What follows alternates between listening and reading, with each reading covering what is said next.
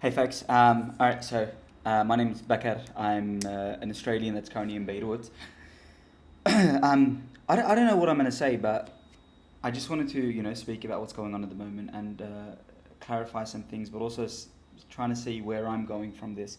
Um, Everyone's probably heard by now that Beirut, or a suburb in Beirut, was bombed just 2 days ago by Israel, and Israel, claims that they were assassinating a figure in Hezbollah, and they struck a suburb in Beirut called Dahiya, which is sort of known as a Hezbollah stronghold, and it has a Shia population there, hence why they targeted that place in Beirut.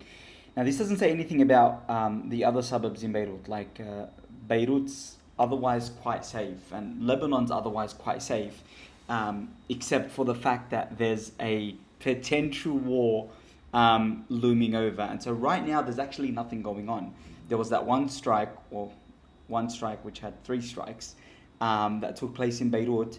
The south is still undergoing, some cross-border strikes with Israel. But apart from that, the rest of Lebanon is relatively safe. The only problem is we don't know what's going to happen um, in the next few days, which will determine how far this war is going to escalate. The latest was, so Israel basically, targeted one of Hezbollah's leaders in Beirut. Um, they then went and assassinated Ismail Haniya, which is sort of the leader of Hamas in Iran. Um, as in, he was in Iran at the time, and they assassinated him. Now they haven't claimed responsibility, and the US say they weren't involved, but nevertheless, Iran is quite adamant that it's them, and you can see why they would blame Israel. And then they had another strike in Syria and another strike in Iraq, and so with at a time where you can see the tensions going up and everyone's urging a ceasefire, this just slammed things over and just made things worse.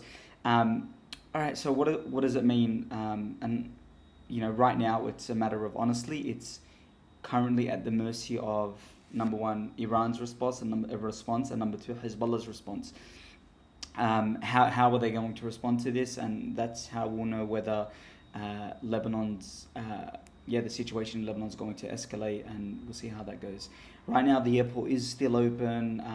Things are functioning relatively normal, like on the streets, things are going as normal. Most events are still on. Lebanon's nightlife doesn't die. Like, it just, I don't know how they do it. But yeah, so, but it's, I've been thinking of the past few days ever since the strike happened. When the strike happened, I was in a suburb called Hamra, and surprisingly, I didn't hear anything, though it's probably a 15-minute drive from there. And ever since, it's like, okay, well, what's going to happen? And I probably have about a day or two to make a proper decision. And I'm grateful. I have the privilege of being able to leave the country, and I have an Australian passport, and I can just go back to Australia, which probably very unlikely possibility. But my current thing is, well, maybe for now, for the next few days, I'll go to the north, which is quite far from the capital. It's very unlikely that anything in the north will be targeted. Apart, the only strategic thing in the north is like the Mina port. It's another port. So there's a potential attack there, but there's not as high a risk in the north as there is, for example, in the capital, which I'm in right now, or the southern suburbs or southern cities in Lebanon.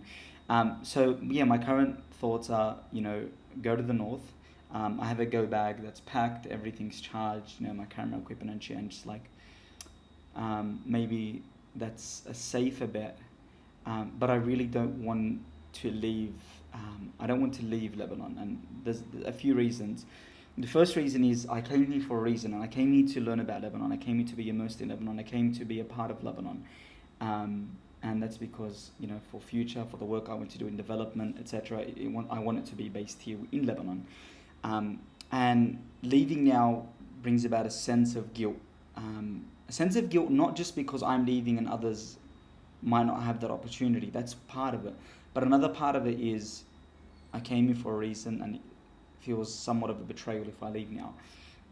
And and so as much as I can, I'm going to try staying in the country and doing what I've been doing, which is work and reporting and investigations and the like. And if I can continue doing that, I'll continue doing that. If things get real hectic, then there is a possibility of going to a neighboring state. Jordan's probably safe. Turkey is probably safe to go. I want to go to a neighboring state that's also affordable to live in. So I'm not considering the Emirates at this point. So yeah, that's currently where I'm at. But it's honestly crazy where there's this constant thing on your mind that things outside are normal. Like if you look outside, I've been walking through the streets, I've been going places, and things are normal. But you've always got this thing on the top of your head where shit, like, shit might hit the fan, and so you're somewhat on edge. Even though I don't believe things will escalate, like just based on my own observation of the situation, I don't think things will escalate, but still it remains on your mind. And yeah, again, this is speaking from a position of really someone that's lived in another country all their life, that's for the first time being in this situation. And I understand it's a situation that a lot of people have adapted to, acclimatized. People here are just like, this is it. It's another day almost. But yeah. So that's my thoughts for now.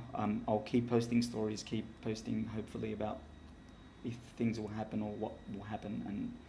And yeah, take care.